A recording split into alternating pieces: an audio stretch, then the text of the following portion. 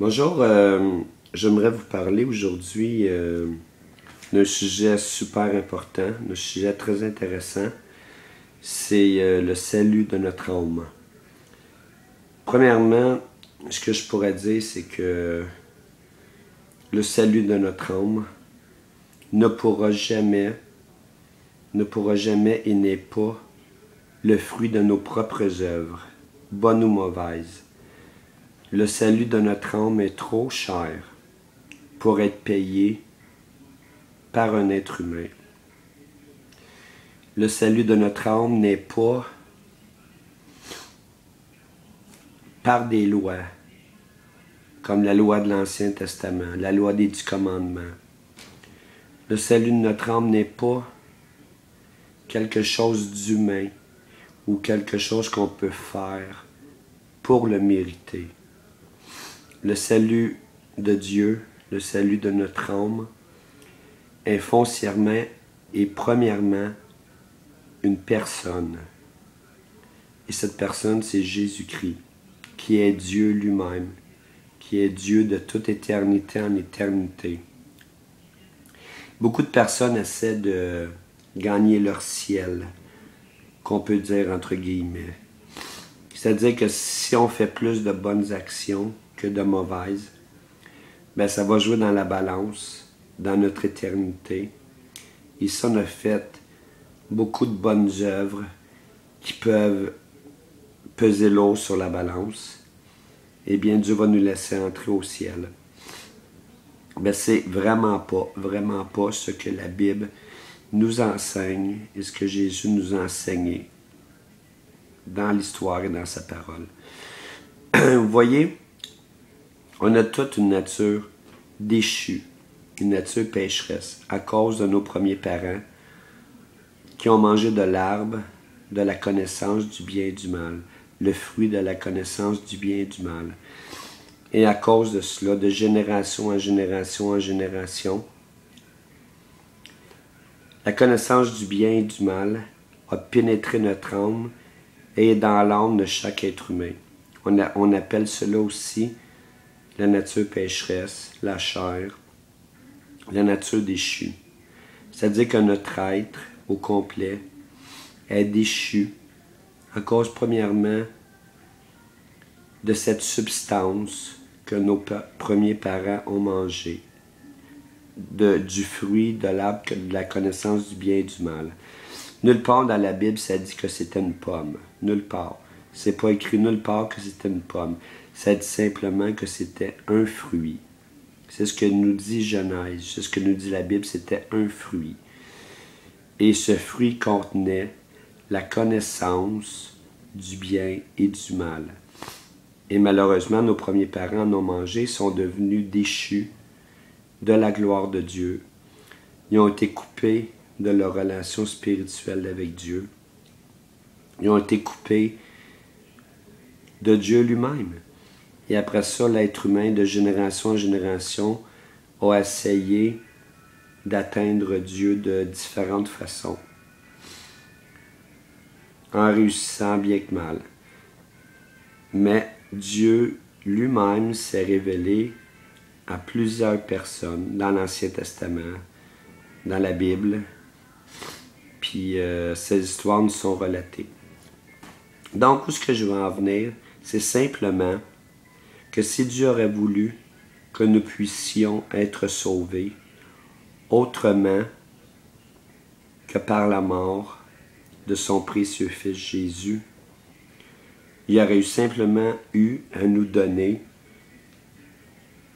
une loi, des commandements par lesquels on pourrait suivre et se sauver notre âme nous-mêmes. Si on aurait pu se sauver notre âme nous-mêmes, ben Jésus ne serait pas venu mourir sur la croix. Jésus n'aurait pas eu besoin de subir tous ces châtiments-là à notre place. Jésus n'aurait pas eu besoin de laisser couler la dernière goutte de son sang sur la croix pour nous sauver, car on aurait pu se sauver nous-mêmes. Mais la Bible dit que Dieu a tout renfermé sous le péché, afin de faire grâce à tous ceux qui viennent à Jésus par la foi. Donc, c'est bien important qu'on soit clair là-dessus.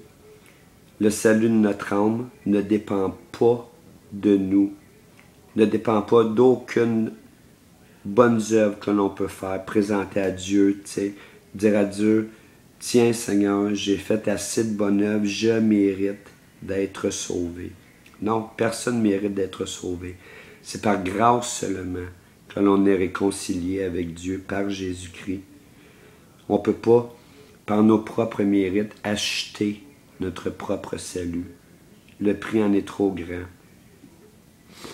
Donc, pour récapituler, c'est très important que nous comprenions. Le salut n'est pas une série de règles à garder, une série de lois à garder. Le salut n'est pas quelque chose de bon à faire, quelque chose de pas bon à ne pas faire. Le salut n'est pas une formule magique. Le salut n'est pas rien d'autre qu'un être humain peut imaginer pour mériter soi-même son salut. Même la religion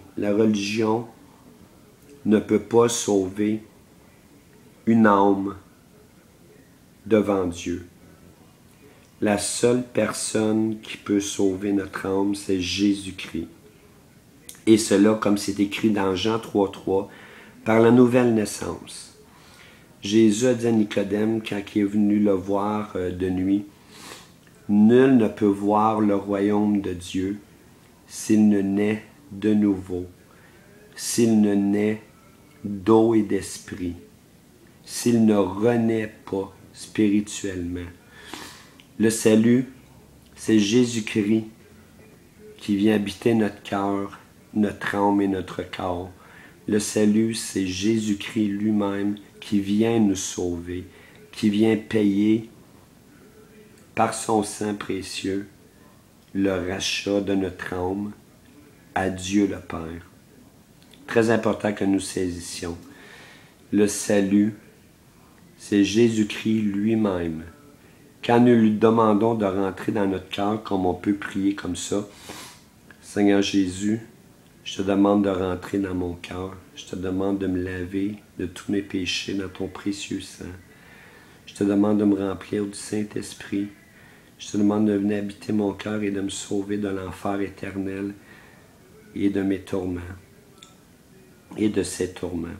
Je te demande, Jésus, d'être mon Seigneur et Sauveur personnel et je m'engage à te suivre jusque dans toute l'éternité. Prends ma vie, Seigneur, et rentre dans mon cœur, car je suis maintenant ton enfant et j'ai été racheté maintenant par ton précieux sang. Au nom de Jésus, Amen.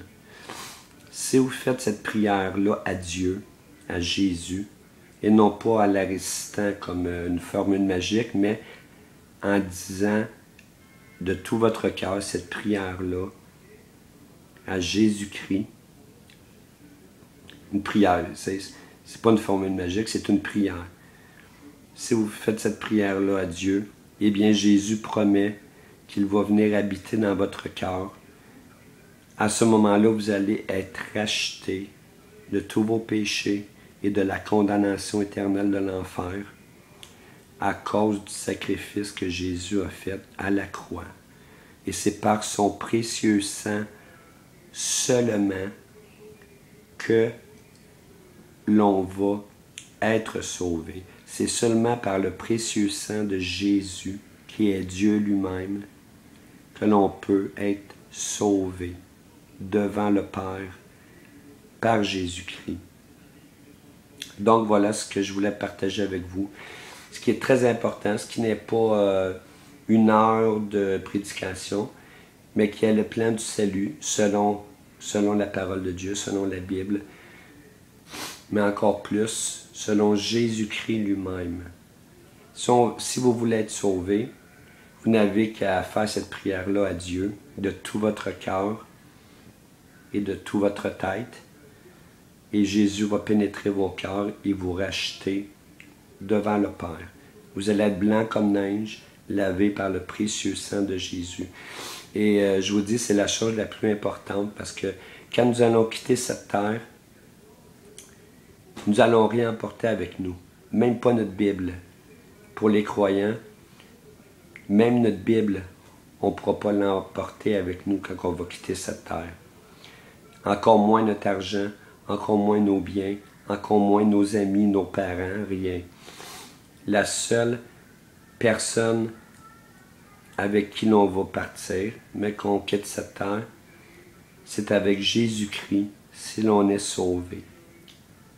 Si l'on n'est pas sauvé, on va quitter cette terre sans Jésus-Christ et malheureusement, on va se diriger vers le bas et non vers le haut.